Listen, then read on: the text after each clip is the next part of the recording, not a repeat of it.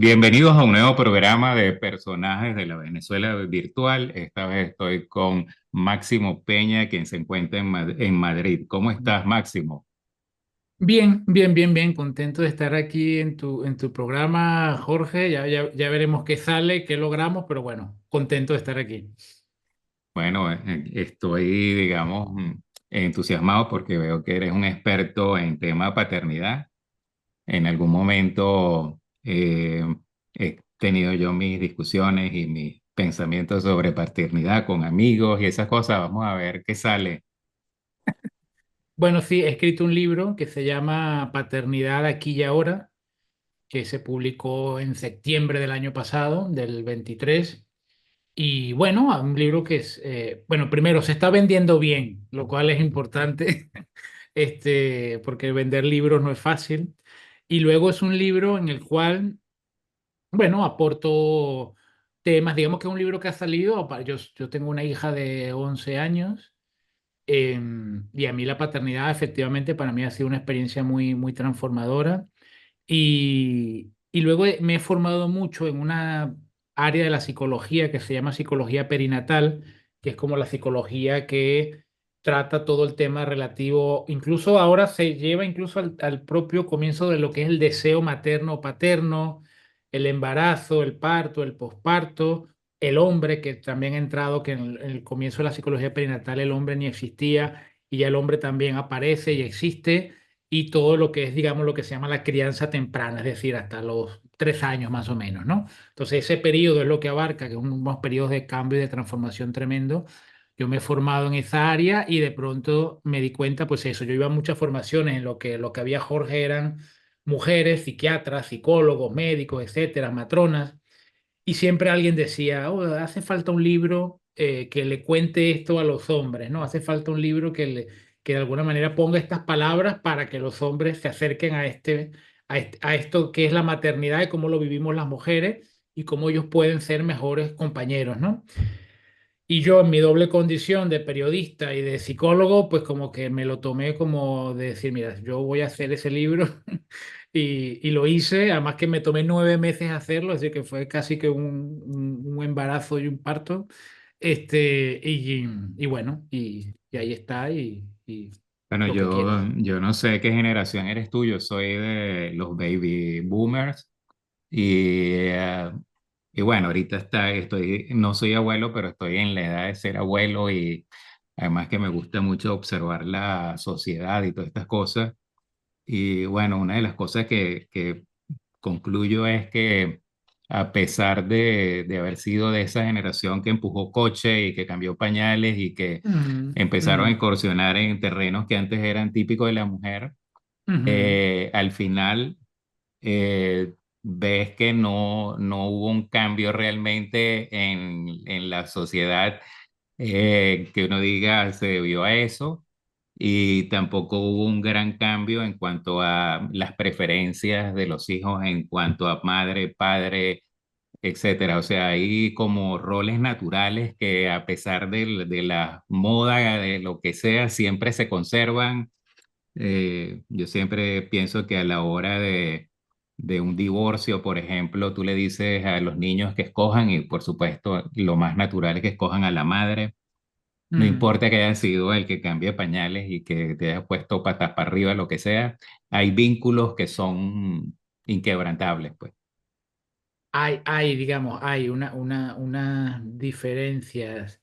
Primero lo que comentabas antes, Jorge, el tema de los cambios. Claro, lo que pasa es que los cambios sociales uno no los puede mirar en ópticas de 5 años, 10 años, 20 años, sino que los cambios sociales son, ¿no? Siempre hablamos de periodos mucho más largos para realmente saber qué está pasando, pero las cifras, digamos, porque a veces cuando uno ve opiniones sobre cosas, uno opina sobre esto, sobre lo otro, pero luego uno ve las cifras, ve las tendencias y dice, bueno, por ejemplo, hay una tendencia clara. Las últimas cifras que yo vi, por ejemplo, de Estados Unidos, que como, digamos, país de referencia en estas cosas, para lo bueno y para lo malo, la participación de los hombres en los últimos 20 años, de hombres que se quedan en casa cuidando, por ejemplo, ha pasado del 4 al 18% y las mujeres ha bajado del 82 al 75, una cosa así. Es decir, que tú ves como la tendencia, ¿no?, ascendente de hombres cada vez más encargados de temas de cuidados de los niños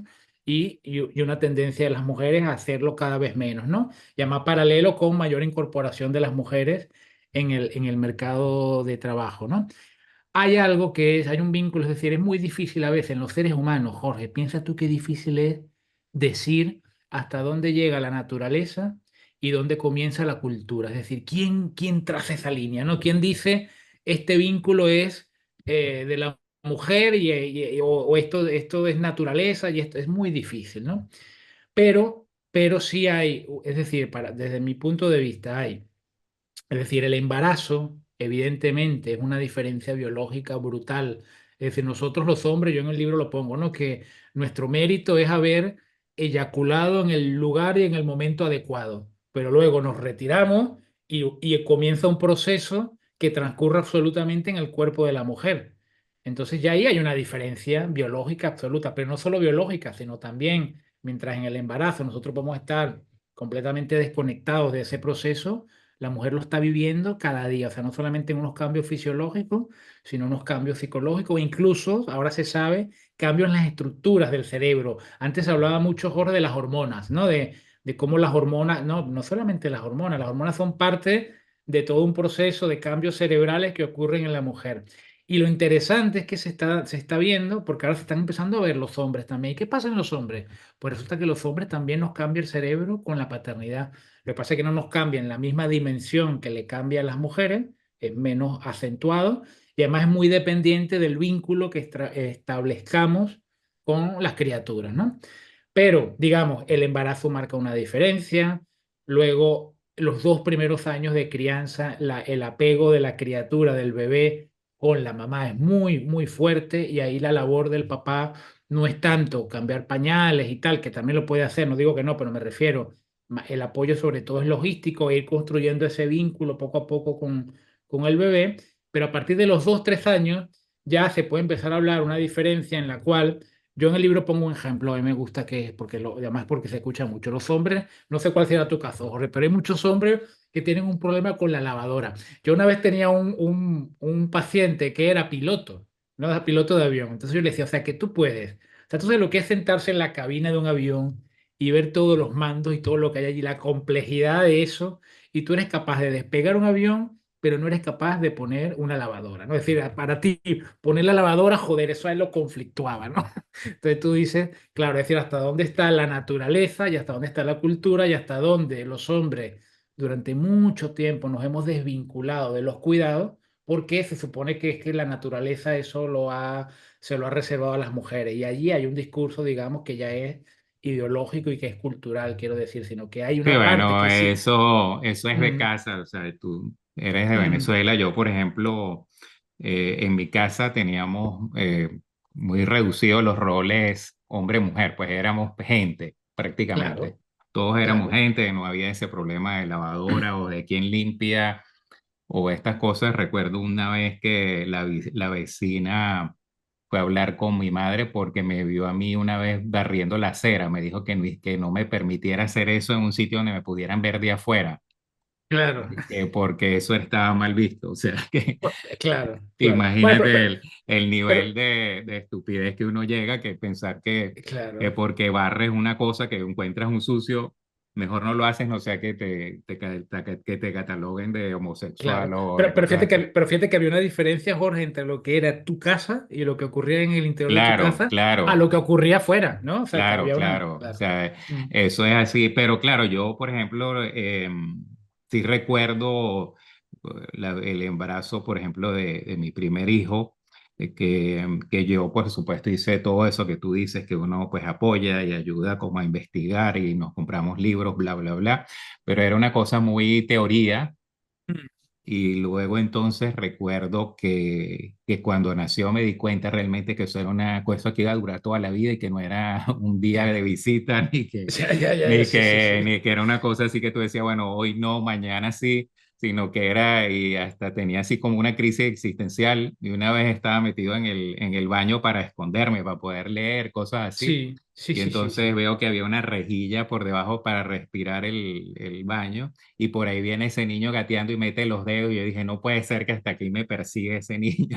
Ya, ya, claro. ¿Tú cuántos hijos tienes, Jorge? Tengo dos hijos. El primero nació cuando tenía 27 años, Ajá. es decir, que ese es de aprender bastante. La segunda ya tenía algo así como 36 años, algo así. Vale, o sea que se llevan como 9, 10 años de diferencia. 8 años, sí. Claro, y tú sientes que en ti hubo una diferencia entre el padre que fuiste con el primero y el padre que fuiste con el segundo.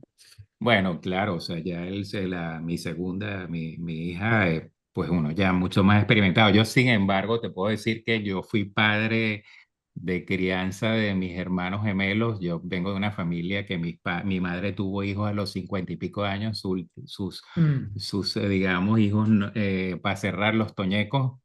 Y ujú, entonces esos niños nos los encasquetaron en algunos momentos a mí y a mi hermana. Y claro, yo claro, tenía 14 años y mi hermana claro. 12 años, y entonces, porque Y te eran, tocó, claro. claro, Mm, entonces, bueno, en cierta forma, por supuesto, nunca la responsabilidad de ser papá ni nada de eso 100%, pero sí mm, cuestiones de que sí, cómo se duerme, cómo se cambian, cómo se mm, bañan, todo ese mm, tipo de mm, cosas, no era nada mm, extraño, ¿no? Pero mm, sí, digamos, el vínculo de la responsabilidad.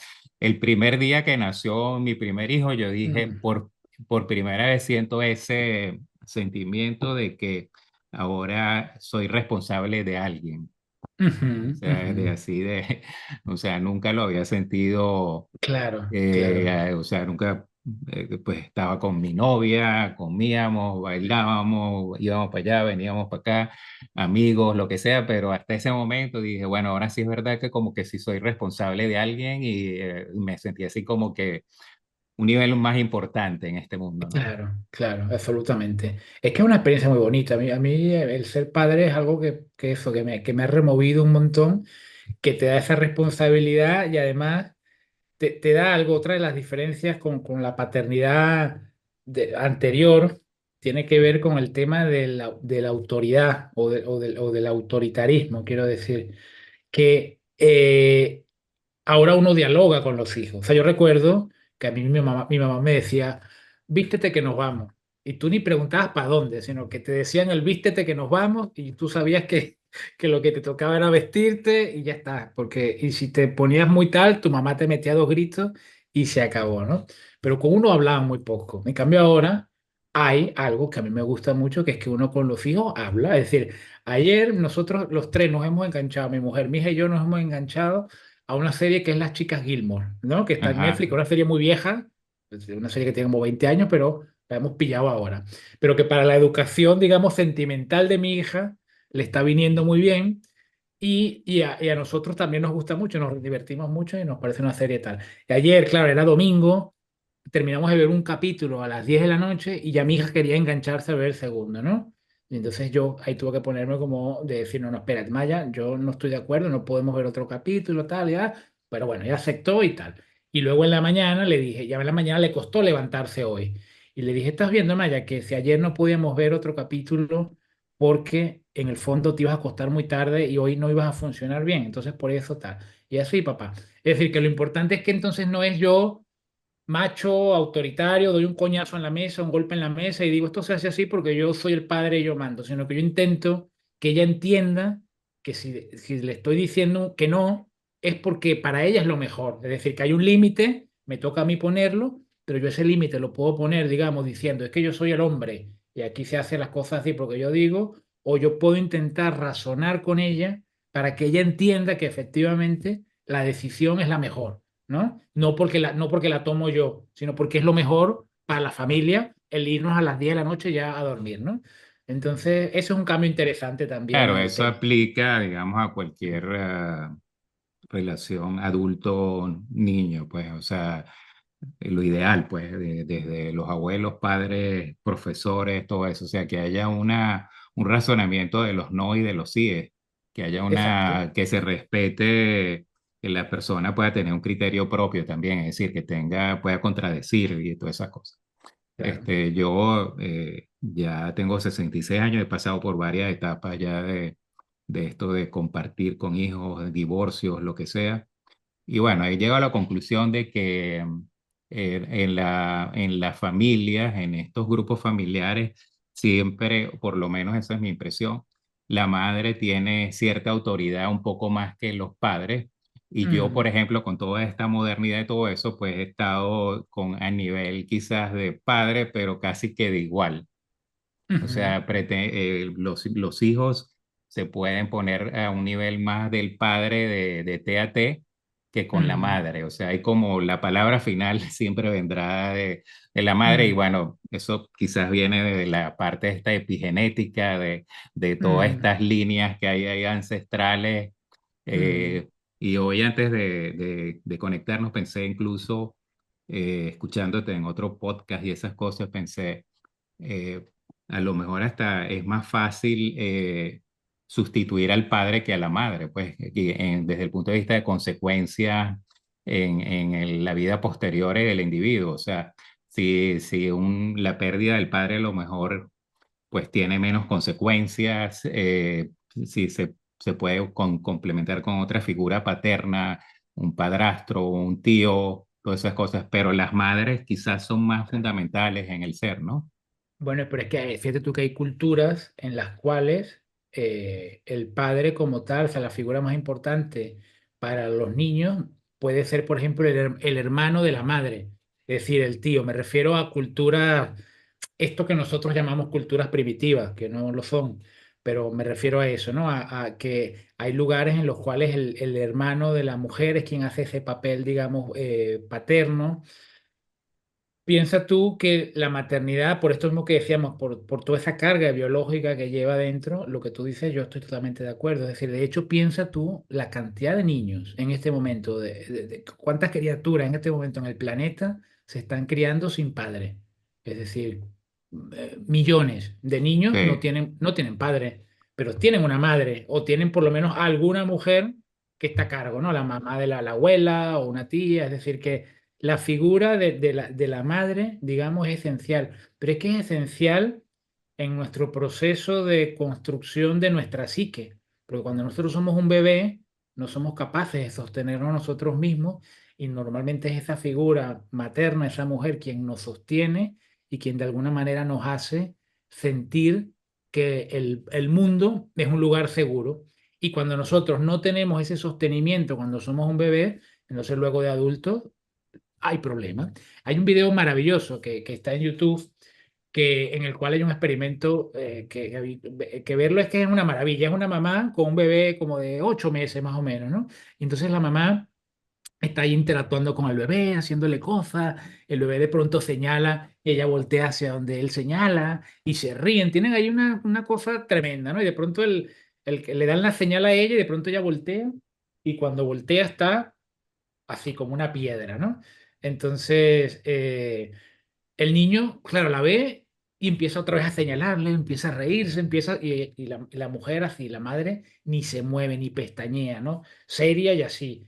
Y el niño, claro, empieza a utilizar los mismos recursos, ninguno le funciona, y de pronto se empieza tal y al ratico ya está llorando. Entonces ya ella vuelve otra vez y ya lo consuela y enseguida el niño, ¿no? Pero te das cuenta el impacto que tiene en él. O sea, él no dice, ah, bueno, ¿estás enfadada conmigo? Pues mira, que te den, ya yo me las apaño yo solo. No, sino que el niño sufre porque si ese adulto que tiene que cuidarle no está disponible para él, pues él no sabe cómo sostenerse él mismo. Entonces esa es la importancia, digamos, de la figura de la madre, que es como ese primer gran amor que todos tenemos y que necesitamos de alguna manera para poder ser luego unos adultos sanos.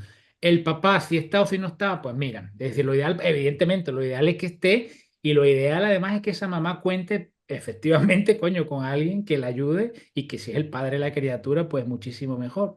Pero no es lo esencial, lo esencial es el vínculo materno, eso es así. Pero además también pensando, Jorge, en la cultura en la que vivimos, es decir, nosotros esto de que vivan una mujer, un hombre y uno o dos niños en un apartamento de 80 metros solos, eso está ocurriendo en la historia de la humanidad desde hace unos 50, 60 años más o menos. Antes eso no era así. O sea, primero porque la familia era mucho más grande, vivía mucha más gente junto. Es decir, que un niño duerma solo en una habitación, eso es un fenómeno nuevo en la historia de la humanidad. Antes siempre mi mamá, por ejemplo, eran 10 hermanos y vivían 5, dormían 5 en una habitación y 5 hermanos en la otra, porque era una casa pequeña y era lo que tenían. Y vivían pues todos ahí apelotonados. Entonces, eso es como lo normal en el fondo y siempre ha sido así. Siempre nos hemos criado de alguna manera en grupos mucho más grandes. Es decir, una mujer sola no estaba cuidando a un niño, sino que había una tribu entera cuidando a ese niño. Los niños se criaban en un lugar, digamos, más colectivo donde realmente esa figura del hombre no hacía falta. Pero ahora, en este contexto urbano, ¿no? La madre sola, pues hace falta ese apoyo de alguna manera. Y ese otro vínculo que además a los niños, además eso está estudiado también. Es decir, un niño que tiene que aprender a vincularse con una mujer que es su madre y las herramientas que él tiene que desarrollar para vincularse con esta mujer. Y luego las herramientas que él tiene que desarrollar para vincularse con el hombre que va a ser diferente a la mujer, no es, el papá no debe ser una mamá sustituta, no es que el niño tiene dos mamás, mamá sin pelo y mamá con pelo, no, sino que tengo una mamá y tengo un papá y cada uno se comporta de una manera diferente y yo como niño tengo que aprender herramientas, estrategias, porque lo que me funciona con una no me funciona con el otro me relaciono de una manera diferente, con ella de otra forma, y eso de alguna manera es algo a favor, digamos, del desarrollo cognitivo de los niños. Y bueno, uno quizás tiene que crear ese vínculo quizás más fuerte, pues que el vínculo de la madre existe en forma natural, se puede Mm, desvincular, puede irlo, digamos, mm, aborreciendo, como decían antes con los animales, mm. pero ahí existe, pues ese vínculo está ahí. Yo, por Sí, sí, ejemplo, sí. con la madre de mi hijo, de mis hijos, en la etapa esta de que uno era joven y vivía juntos y todas estas cosas, no me la imaginaba siendo madre, porque Ujú. pues uno de joven que si no le importa levantarse más tarde o no comer hoy Sí. Mm, o esas cosas, pues. Entonces, pero apenas sucede la maternidad, se activa un programa que vuelve a la mamá casi que perfecta. O sea, yo sí. me quedaba Mm, boquiabierto cuando veía que esta muchachita que no tenía tanto interés necesariamente en arreglar perfectamente todo, de repente tenía toda la ropa de ese bebé mm, clasificada, metida en bolsitas y con aquel cariño que lo lavaba con mm. jabones que eran suaves y todo eso. Sí, Decía, no sí, lo sí, puedo sí. creer, o sea, Claro, o sea, ¿de dónde salió tanta cosa? Pero es claro. como que una cosa así que sale hormonalmente el programa completo, pues. Tal cual, tal cual. Y lo que te decía antes, que ahora se está hablando de un concepto que se llama matresencia, porque se han comparado el cerebro de las mujeres que se convierten en madre con el cerebro de las adolescentes. O sea, quiero decir, se han hecho varias visiones del, mírate que tú coges a una mujer, a esta tu primera compañera, que es la madre de tu hijo, tú le haces una resonancia magnética funcional a ella antes de ser madre, ¿no? Cuando tú la veías, cómo funcionaba. Le haces una resonancia allí. Luego le haces una resonancia cuando lleva 6 meses de embarazo. Luego le haces otra resonancia del parto. Luego le haces otra resonancia a los 2 años. Y comparas el cerebro de ella en esos 2 años, digamos, y te das cuenta que hay un cambio brutal en estructuras y en funcionamiento del cerebro. Y solamente es comparable a la adolescencia, al cambio que tenemos en el cerebro los adolescentes. Entonces, por eso hablan de matresencia, en el sentido de que para las mujeres es verdaderamente una transformación, pero a nivel cerebral, y eso es lo que explica este cambio que tú me has hecho, ¿no? Que como que todo se convierte en, de alguna manera, porque criar un niño, una niña, es dificilísimo. Es decir, los bebés, sobre todo lo que son los dos primeros, los 2, 3 primeros años de vida, joder, todo el que ha pasado por ahí sabe que es durísimo, que puede ser muy bonito y te puede dar muchas cosas buenas, pero es duro, es una experiencia dura, confrontativa, que lo pone a uno al límite. Ahí yo a veces cuando doy charlas, estas cosas, yo pongo el ejemplo, hay un alpinista, ahora no recuerdo el nombre, un alpinista suizo que murió, de estos tipos que ha subido, que había subido todos los 14 8000, es decir, un alpinista de primer nivel. Y él tenía un bebé, o sea, sí, fue padre, tenía un bebé de meses, el bebé lloraba, lloraba y de pronto él lo cogió y en la desesperación, en la madrugada, y que el bebé no se calmaba, lo sacudió y lo mató. Porque claro, el cerebro del bebé no está todavía sujeto, se mueve, golpea contra el cráneo y lo mató accidentalmente, pero fue así. Es decir, que incluso un hombre de esas características, que se supone que es alguien tal, ante un bebé no sabe cómo, cómo reaccionar, ¿no? Entonces, es un reto tremendo y por eso cambiamos tanto para poder, de alguna manera, criar sacar adelante a esas criaturas, porque hay que pensar que los humanos somos de los mamíferos los que nacemos con menos desarrollo, es decir, nacemos más inmaduros de alguna manera y nuestro proceso de maduración es mucho más largo. Los orangutanes son los que duran más tiempo comparados con nosotros y una cría de orangután dura 9 años viviendo con la madre hasta que se independiza, ¿no? Nosotros pues un poco más. En España, 40 años. Y bueno, los niños antes se decía que no eran responsables de lo que hacían, sino después de que de cierta edad, que era cuando tenían el libre albedrío y esas cosas, ¿no? Exactamente. Pero en realidad son unos loquitos, unos orangutanes, o sea, se pueden montar en las cortinas, alar esto, alar lo otro, o sea, Tal cual, tal cual. es algo, hay que vivirlo para saber eso que, o sea, yo pienso que uno de alguna forma no se imagina que alguien le dedicó 24 horas, 7 en algún momento de su vida durante por lo menos 2 años, y eso es así para todo. O sea, alguien o un grupo de personas te tuvieron que acompañar 2 años por lo menos para poder estar aquí donde estamos hablando. Si no, no estaríamos aquí, efectivamente. Lo que pasa es que a Sí, veces hay adultos, y además tú te das cuenta que ahora hay como una cosa, digamos, anti-niño, ¿no? Anti-infancia, ¿no? Compañías aéreas que ofrecen vuelos sin niños, u hoteles que te dicen, no, en este hotel no aceptamos niños, o restaurantes sin niños. Se ve como toda una cosa de no niños, ¿no? O una especie como de niñofobia, o aunque más bien sería como un adultocentrismo, ¿no? Como que y mucha gente yo digo, pero ¿y ellos no fueron niños? O sea, ellos creen que no fueron niños, que no necesitaron eso que tú acabas de decir. Es decir, todos hemos necesitado al comienzo de la vida un adulto. Normalmente fue la madre, pero si no fue la madre, todos hemos necesitado de un adulto que nos haga además todo. O sea, nuestra dependencia cuando nacemos es del 100% y a los 2 años es del 90%. Es decir, que es que, y a los 12 años, pues a mi hija tiene 11 años y yo no sé hasta dónde sobreviviría sin su mamá y su papá. Es decir, que todavía su nivel de dependencia de nosotros es muy alto, ¿no? Entonces, sin ese adulto que nos cuide, porque somos seres sociales en el fondo, entonces vivimos en sociedades que cultivan mucho esta idea del individualismo, pero en el fondo nosotros sin esos, sin los demás, no seríamos nadie, no seríamos nada si no existiera un grupo alrededor de nosotros. y bueno, la familia en sí es siempre esto que se dice, que la familia es la célula de la Mm, sociedad. Entonces, eso es mm, verdad, no tiene que ser necesariamente padre, madre, pero si tú todo lo que ocurre en esa familia, luego se va reflejando en el resto de la sociedad. Tú tienes esas relaciones internas, a veces son formas de jugar roles que luego vas a seguir aplicando en el resto de tus mm, actividades, las mm, inseguridades, las seguridades, bueno, la estima propia, todo eso viene claro. de esa pequeña semilla. Si no lo obtienes ahí todo completo, después tienes posibilidades, por supuesto, de ajustar las cargas y eso, pero Mm. es muy difícil, tienes que pasar unos cuantos años terapiándote para arreglarlo. La familia es el fundamento, Sí. digamos, de donde se ponen los ladrillos de lo que es nuestra psique.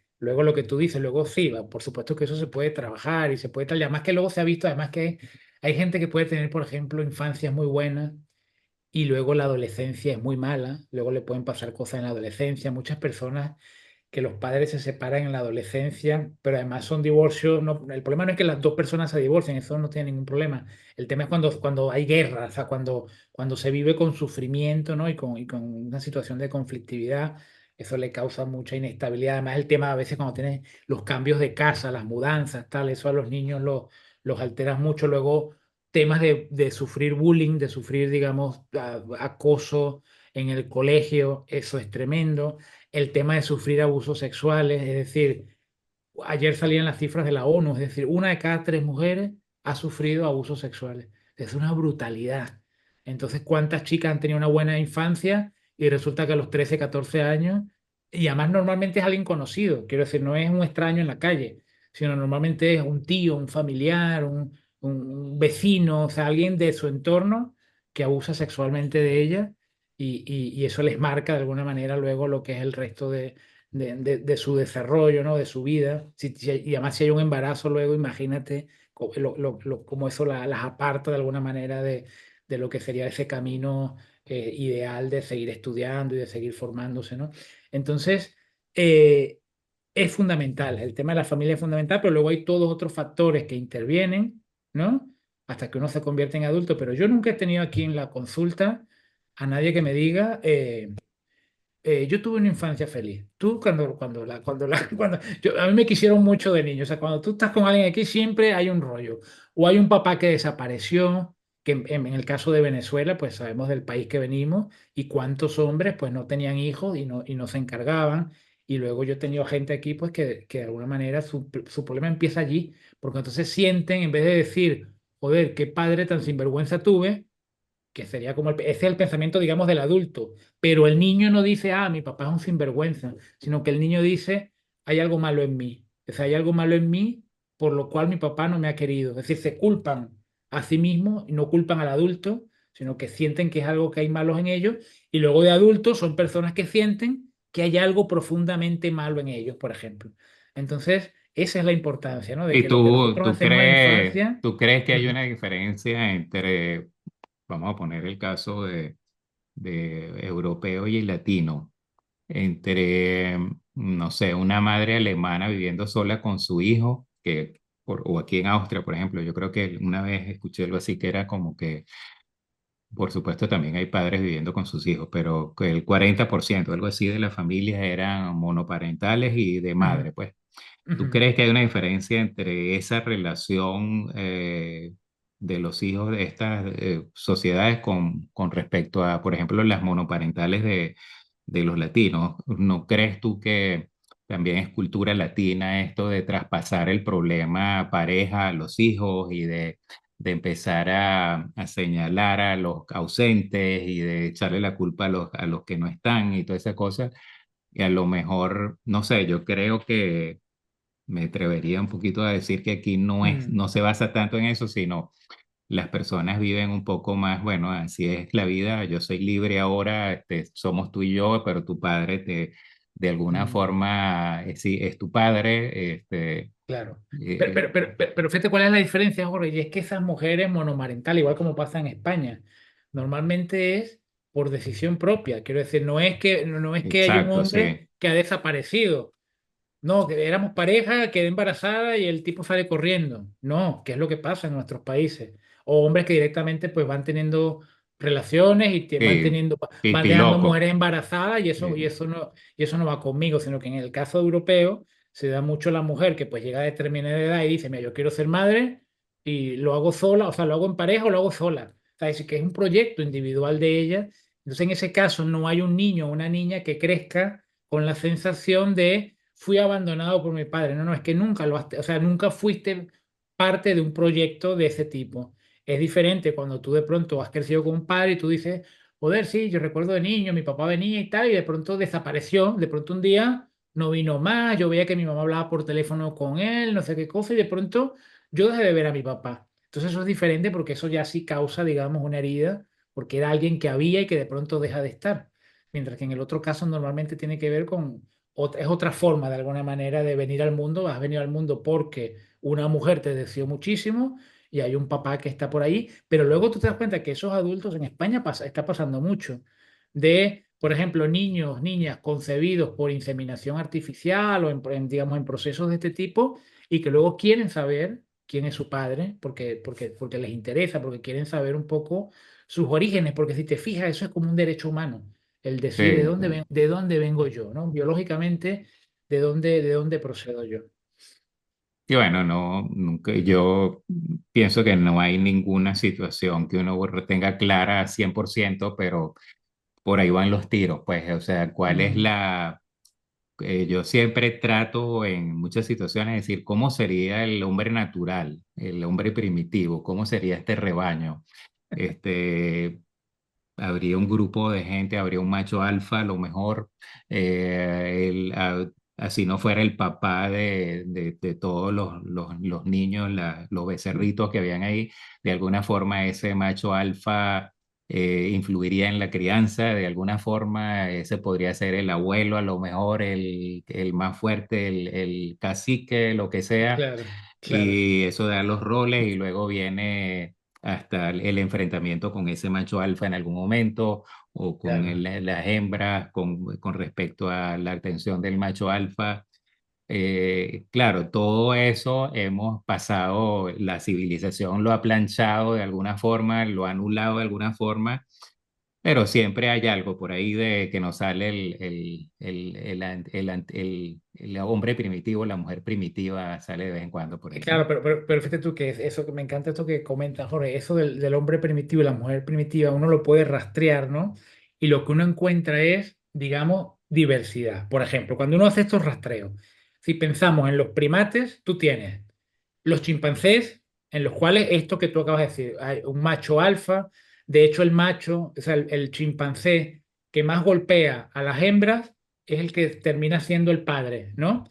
Y además hay mucho infanticidio, es decir, si hay una hembra embarazada o con bebé, tú lo matas a esos bebés para tú asegurarte de que tú vas a ser el padre de la descendencia y de alguna manera el chimpancé más violento, estos los chimpancés en situación, digamos, natural, son los que más se reproducen y son los que tal.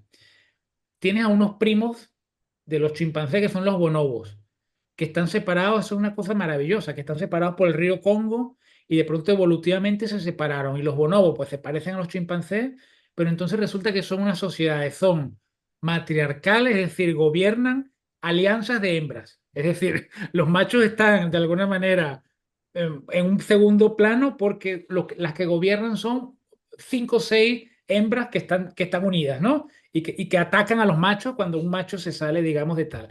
Pero luego además los machos ayudan en la crianza, además son animales pacíficos, realmente son animales que cuando se observan están todo el tiempo comiendo, sacándose los piojos, están los machos jugando con los bebés, tal, es decir, que son como súper pacíficos, ¿no? Es decir, que nosotros seguramente en nuestros genes, porque compartimos con ellos un montón, tenemos de chimpancé y también tenemos de los bonobos, o sea que de alguna manera tenemos dónde elegir.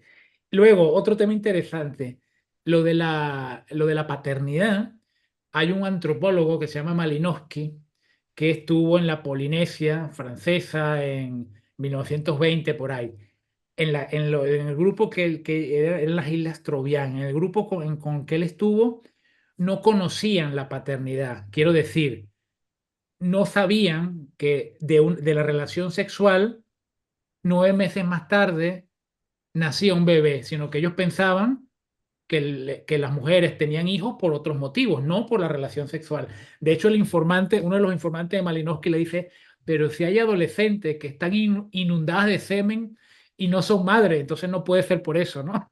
Entonces ellos no tenían esa idea, ¿no? O sea que eso es interesante, es decir, que la maternidad siempre ha existido porque siempre han sido las mujeres las que han parido, pero la idea de que el hombre era padre, eso es una idea que es más reciente Sí, bueno, esto que la maternidad, de que ¿no? tú ves que los árboles te echan flor y después viene la fruta, bueno, hay que ser demasiado darwinista para saber que es que vino un pajarito, le puso el polen y toda esa cosa, ¿no? Claro, eso requiere un proceso exactamente hasta que nos... ¿Sabes cuándo realmente se dan cuenta? Cuando nos volvemos, digamos, sedentarios y comenzamos a criar animales, es cuando nos damos cuenta, ah, coño, pero es que es de aquí donde sale. Entonces, cuando nos damos cuenta de que, de que los hombres tenemos ese papel. Pero hace 50.000 años no estaba tan claro. En muchos lugares no estaba tan claro, ¿no?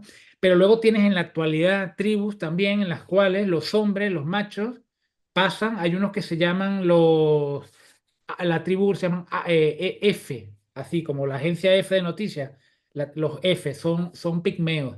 Y allí los hombres son los campeones mundiales de paternidad. pasan 46% del tiempo ellos cuidando a los niños. Tanto el tiempo ellos, digamos, con los niños. Son gente contemporánea nuestra que la sociedad funciona de esa manera. Y además es interesantísimo, un antropólogo que estuvo con ellos lo cuenta, cómo las labores, como lo que pasaba en tu casa, Jorge, que contabas tú, no habían labores de que, bueno, el hombre va y casa y la mujer se queda haciéndole la comida, no, sino que las labores son completamente intercambiables. Hay hombres que se quedan en casa cuidando y haciendo cosas que hacen las mujeres, mujeres que salen a cazar porque son fuertes. Es decir, que se daba cuenta él que lo que habían era personas en la tribu y los trabajos se distribuían entre personas. Y además, cuando tú preguntas, ¿quién cuida a los niños? La respuesta es todos. Es decir, los niños, ¿quién los cuida? Pues todos, o sea, están ahí y entre todos los cuidamos, hombres, mujeres, da lo mismo, todos los cuidamos, ¿no? Entonces, esa idea a mí me gusta trasladarla a nosotros, o sea, el hecho de que los cuidados no sea una cosa que hacen las mujeres, no, no, sino que cuidar lo puedo hacer tú, lo puedo hacer yo. Es decir, cuando ya tú dices que estás en edad de ser abuelo, o sea, que imagínate que tú te conviertas en abuelo, no sé cómo será tu vida, no sé los detalles, pero tú puedes, si tú vas a apoyar a tu hija, a tu hijo que van a ser madre o padre, tú puedes hacer cosas que perfectamente han hecho las abuelas, puedes hacerlas tú, o sea, puedes tú cambiar un pañal, puedes tú ir a buscar o llevar a una guardería, puedes tú un sábado por la noche decir, yo me quedo con el niño para que ustedes se vayan a cenar y yo me quedo aquí 3 horas con el bebé mientras ustedes van y vienen y lo vas a poder hacer perfectamente. No tiene por qué hacerlo la abuela, sino que el abuelo perfectamente puede Claro, hacer muchas cosas. eso también te quería comentar, que esto de que, bueno, uno quiere, por supuesto, ser la mejor versión de padre que uno quiere ser y tal, y a veces hasta se compara con su padre para tener otro estilo y cosas así, lo cual yo pienso que eso siempre será imposible porque cada quien hizo lo mejor posible en su Ya, momento, pues.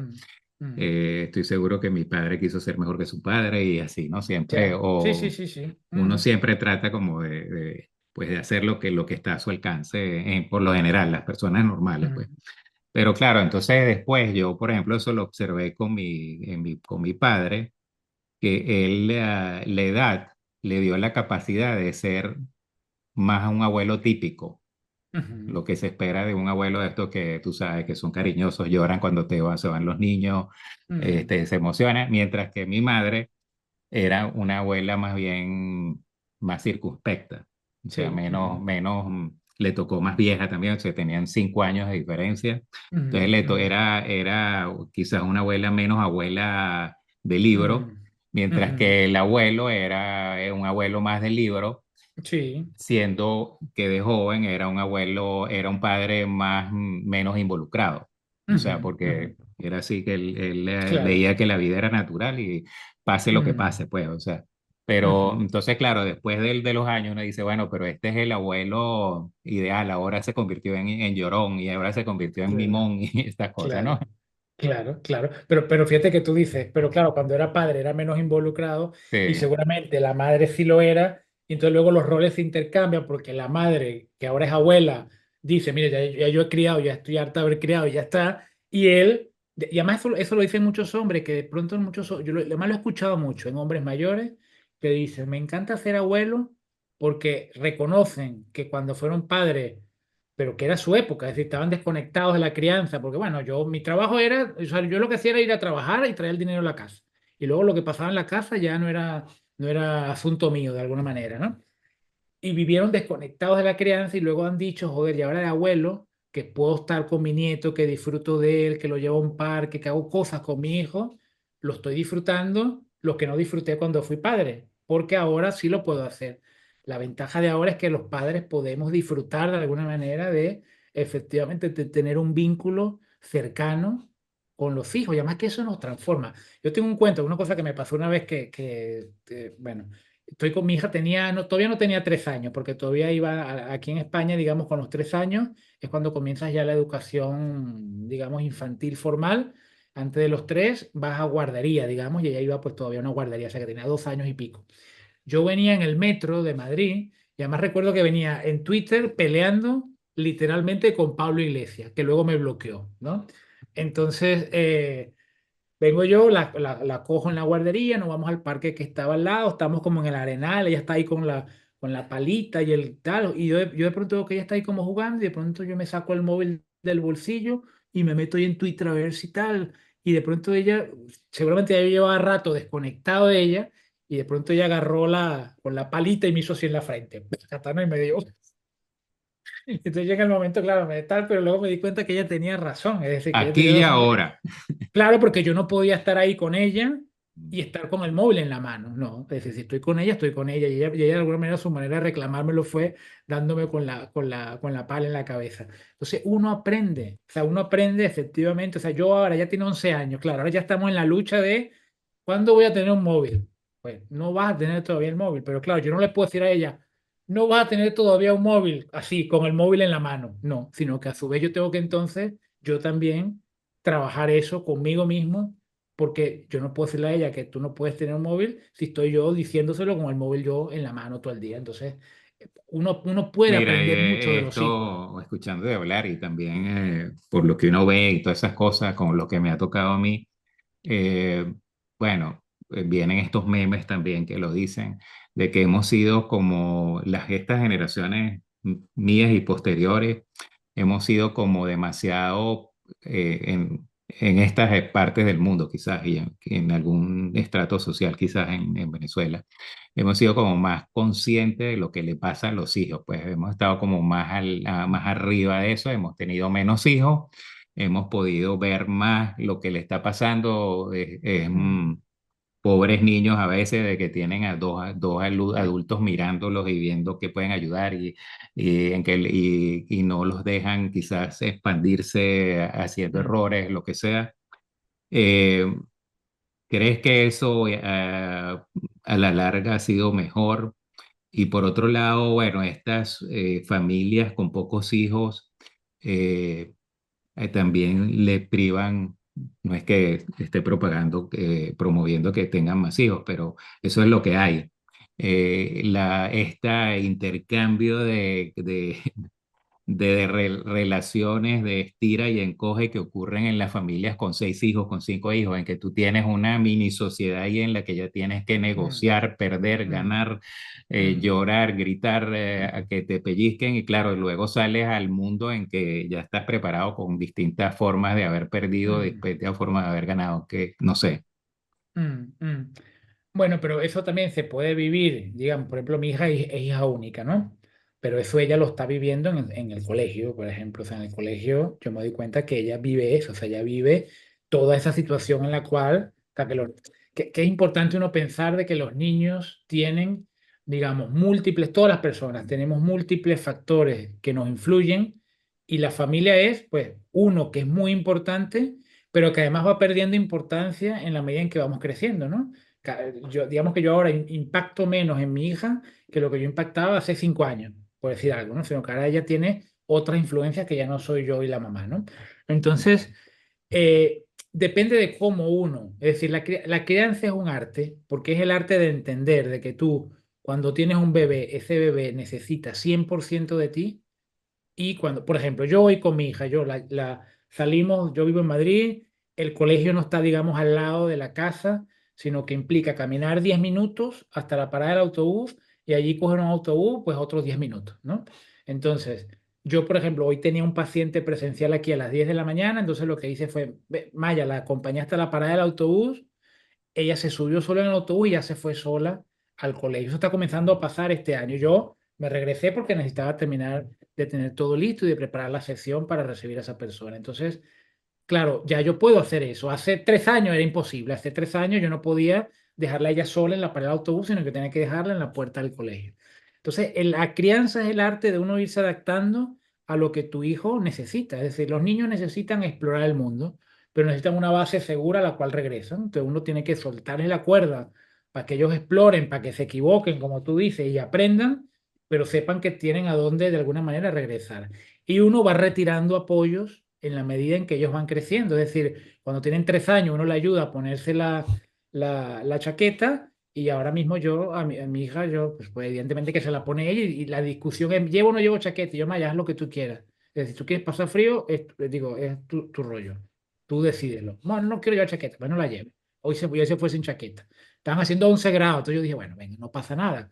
Que si ya ella tiene que aprender, y si pasa frío, ella misma tendrá que saberlo. Pero que en todo caso Si tú quieres criar a tu hijo al 100% cuando es un bebé y luego quieres mantener ese 100% cuando tiene 5 años, pues estás de alguna manera cometiendo un error porque no le estás permitiendo a ese niño crecer de alguna manera, sino que uno tiene que irse adaptando al crecimiento, al desarrollo evolutivo de ellos y cada vez darles más independencia y darles más autonomía para que ellos se vayan, digamos, haciendo cargo de todas las cosas que ellos puedan de alguna manera ir haciendo, ¿no? En ese sentido, no hay problema. O sea, que el tener dos adultos, bueno, depende de cómo estén esos dos adultos, ¿no? De que entiendan ese concepto, que a los niños también hay que darle su terreno.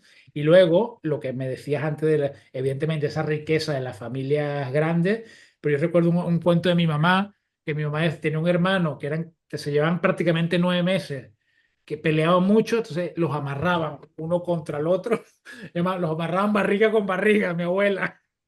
Y decía, yo a veces yo pasaba horas amarrado con tu tío ahí, los dos así, hasta que no, está claro, ya era una manera de, ¿no? O sea, quiero decir que también tiene su lado, ¿no? No, bueno, yo creo que también habrán gente que después dicen tienen que ir a terapia porque los hermanos los dejaban sin chance, pues también. O sea, Claro, hay claro, de todo porque... un poco, mm, sí. Mira, mm. bueno, yo creo que la conversación ha sido buenísima, pero pues ya tengo que empezar a recoger.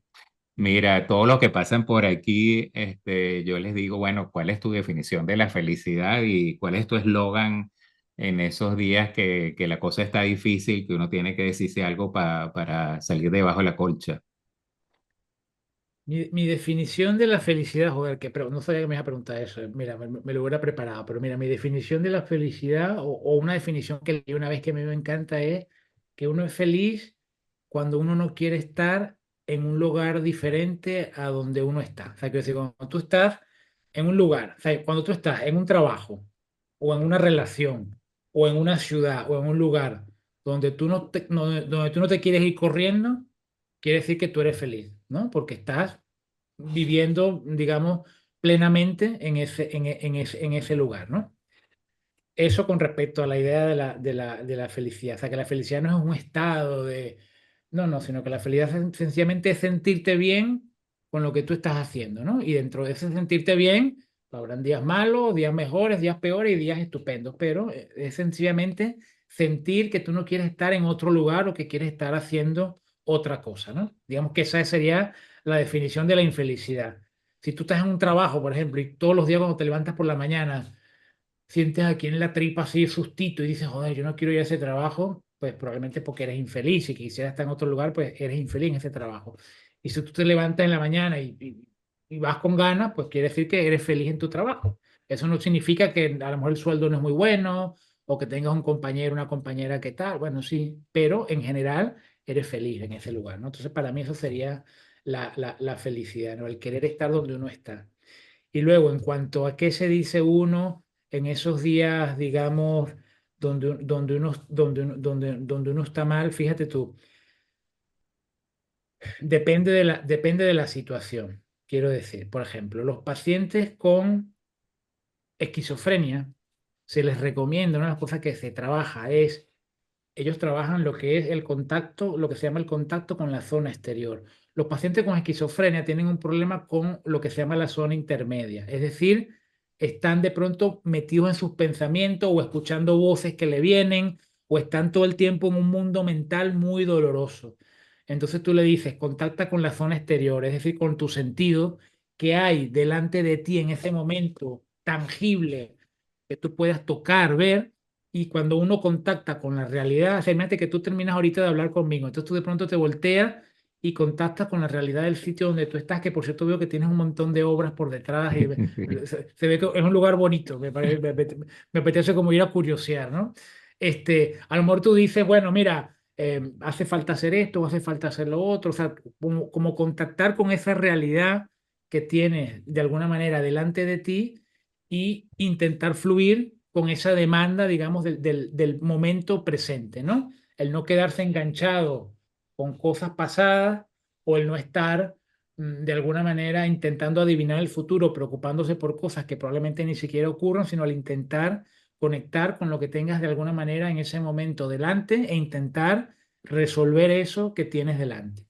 En los evangelios, y esto lo digo no desde una cosa eh, religiosa, sino como la Biblia y los evangelios son libros culturales, quiero decir, que todos deberíamos de leer como formación cultural, más allá de las creencias. En los evangelios hay una frase bonita de Jesús que dice, eh, mm, ten preparado el lomo y la lámpara encendida, porque no sabes ni el día ni la hora, ¿no? Es decir, que hay que estar con ese foco puesto en lo que está ocurriendo ahora, porque lo que va a ocurrir después no lo sabemos, y lo que ocurrió atrás ya pasó, ¿no? Sino entonces tener como esa claridad de enfocarse mucho con lo que es lo que esté delante de tus narices, literalmente, en ese momento, y reaccionar de la mejor manera posible, o sea, al ver cómo esa realidad que está delante de tus ojos, cómo tú la mejoras.